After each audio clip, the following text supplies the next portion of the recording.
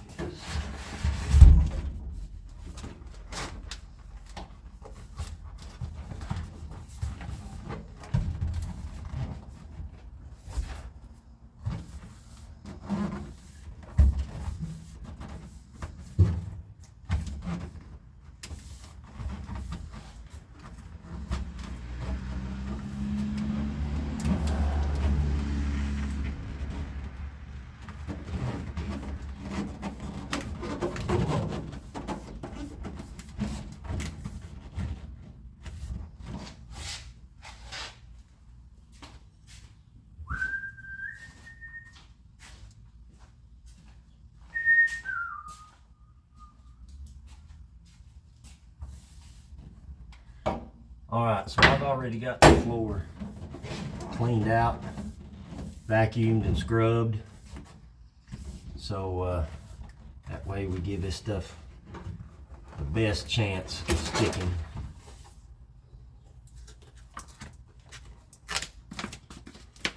That we can anyhow. This is 80 mil thick.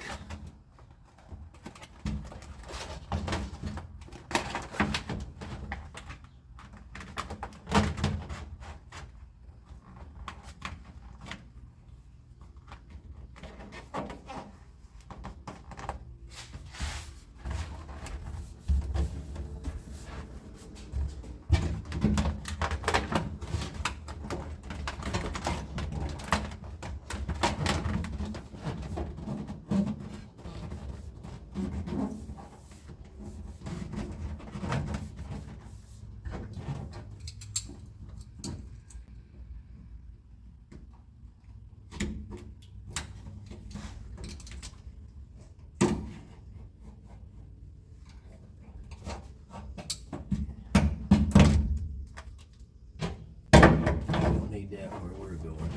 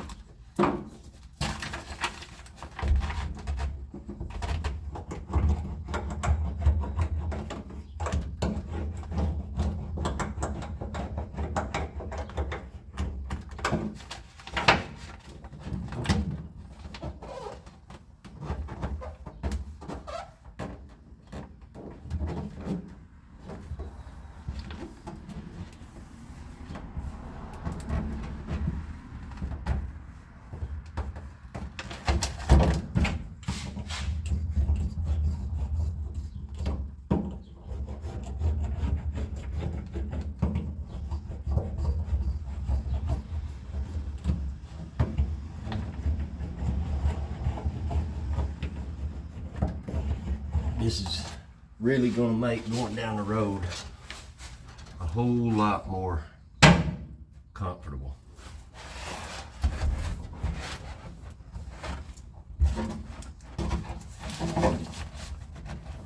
That's for sure.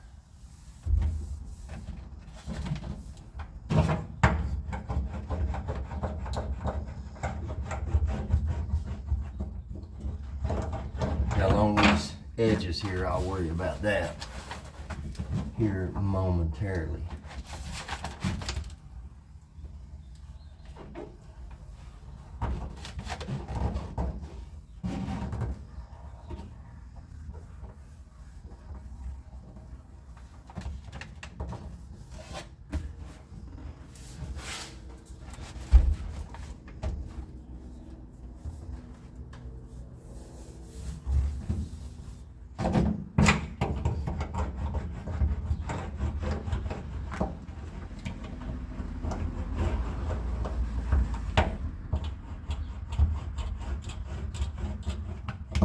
If you get to a spot on this crap that doesn't want to conform to whatever shape you need it to conform to, you can always use a heat gun, and that'll definitely help you out.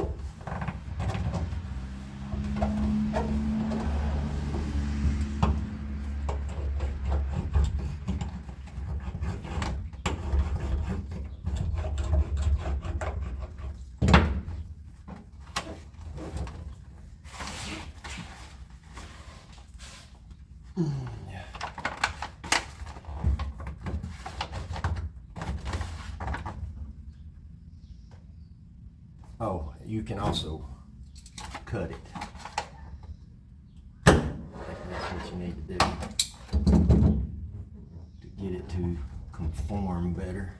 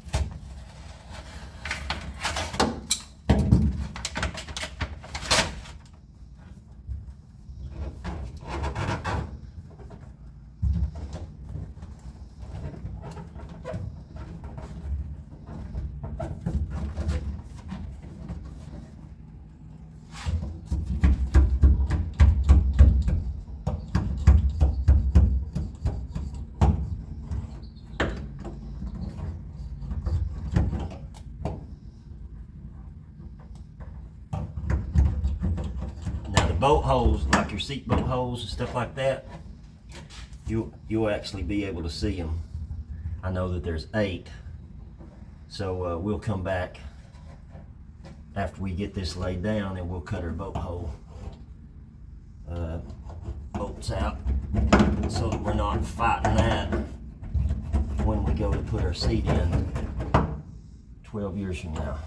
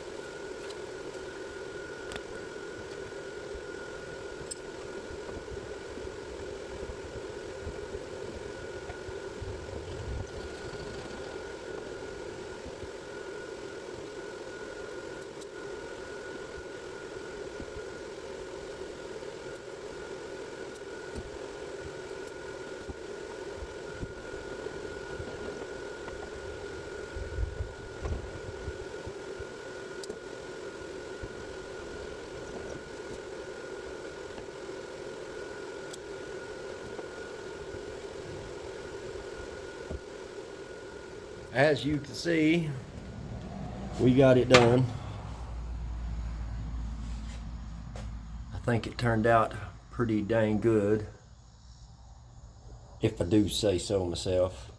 Now, up there at the footboard, the carpet will have it's got a name. I can't think of the name. It's like a wool, real thick wool looking stuff.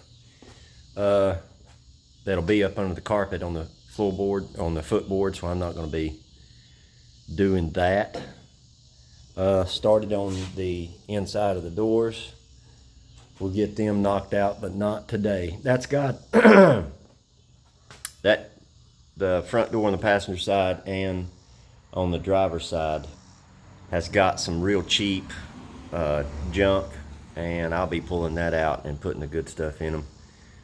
But I believe that's going to wrap it up for this video. That was a lot of work.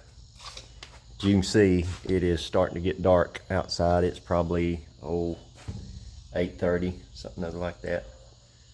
But I think it turned out real good. Pretty happy with it.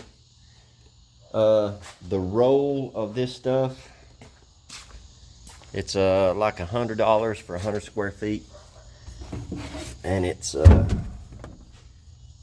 fat mat. Got ears on it. Like I said, it's about $100 for 100 square feet, and this should do the whole car minus the trunk. It should get all 4 doors, and so that ain't too bad. I think I mentioned earlier in the video, it's like 80 mil thick, so it's a real good sound deadener. I'll flip you around. It's a real good sound deadener, so it gets rid of all the wind noise, road noise, rattling, all that crap. But like I said, I'm pretty happy with it. But it was a lot of work. So I think I'm gonna go in here, sit on the couch, eat me some chili dogs, and call it a day. All right, so we finally got that sound deadener in. Now I think we're gonna work on some of the, how do you say this?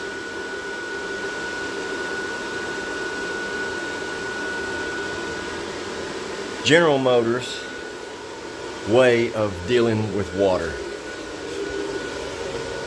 Speaking of water down there somewhere. Hopefully my foundation ain't leaking. Anyway, so I mentioned a long time ago, I got a spider web on my face or something. Long time ago, I was not pulling the front and back glass out of this car, and I am still not going to pull the front and back glass out of this car for multiple reasons. One being cost, and another being most of the time that is not going to fix your problem. These cars leak. They just leak, and it's virtually impossible to stop it. And it is apparent that General Motors knew that, so they installed a couple of apparatuses to contain and dispose of water that comes in the car. And one of those, let's flip on the light so we can see. All right. You see that black tube? If I can get my hand in here and point it out. This black tube right there comes down out of the bottom of the corner of the window channel for water that comes inside the window channel and goes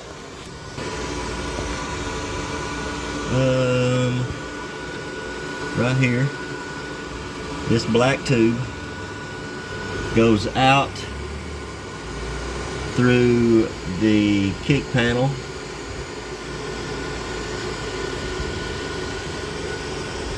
Where's my finger at? Right there. Out through the kick panel and goes, I don't know if you can see it, but I'm going to try to show you. Maybe you can see it. That little gray nipple sticking out right there. Runs out inside the inner fender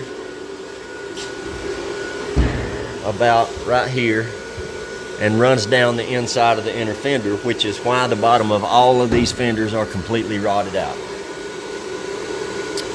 like this one was. On the back glass, somewhere in this region right here, somewhere, there is a rubber tube that comes down out of the back glass window channel and comes down right here and goes into that hole, not that one, this one, and just drains out on the ground inside the rear quarter panel. The reason I say all that, that is one of the main reasons I'm not pulling the glass out of this car. I could not tell you how many General Motors Bel Air threads that I have read where people have gone through the trouble, the pain, and the expense of replacing gaskets, putting a whole new glass and gasket in, trying to eliminate the leaks to no avail. It is, I don't know. It is virtually impossible to stop the leaks on these cars. So instead of General Motors fixing the problem, they just, like I said earlier, found a way to reroute it to some less important parts of the car, I guess. I don't know. Anyway, all of that to say I am not replacing the glass or gasket in this car. However, well, I guess I gotta walk out to the truck. However, what I am gonna do, I gotta, well, it's in the back here. What I am going to do is I've got some seam sealer, and if you'll look right on the back of this seam sealer, what is that made of? Polyurethane. That is awesome, because there you go, over here we have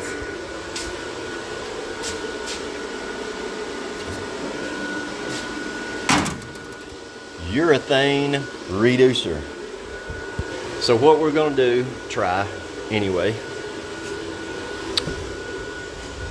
is are they out here? I believe so. I have several of these big plungers, and then you take one of those plungers and you screw this big old syringe on the end of it. Don't ask me where I found it. I did not find it, it found me. And we're gonna thin that stuff down, put it in that plunger, and we are going to take us a paint stick, stick down in between the stainless trim and the body panel, pull that stainless back, and we're just going to pump that full of seam sealer. Now, I don't know why that wouldn't work, but I am also certain I'm not the first person in the world to try that. So, I don't know. We'll see, but regardless, I'm not pulling the glass out of it. So, if it works, good. If it don't, I'm in no worse shape than I was. So, with that said, I guess we'll set up our chemistry set and see if we can thin this crap down and, I don't know, get to it. Y'all hold tight. So we've got this stuff mixed up. I really don't know how thick to get it. The thicker the better to me, as long as it'll go through that syringe. So what we'll do is we'll give this a shot.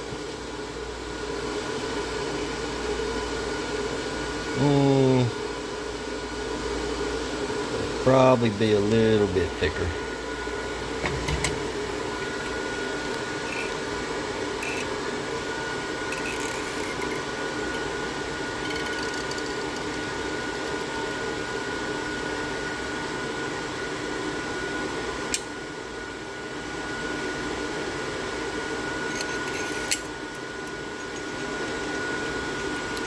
Let's see what that do.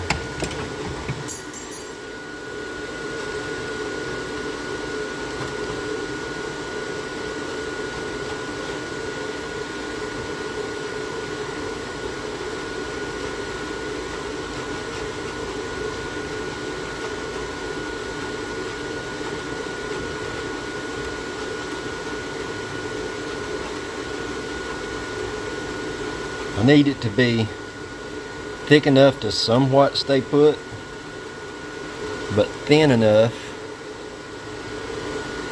that it'll flow into the nooks and crannies of that worn out rubber seal. We'll give this a shot and see what it do. Alright, let's see what this do.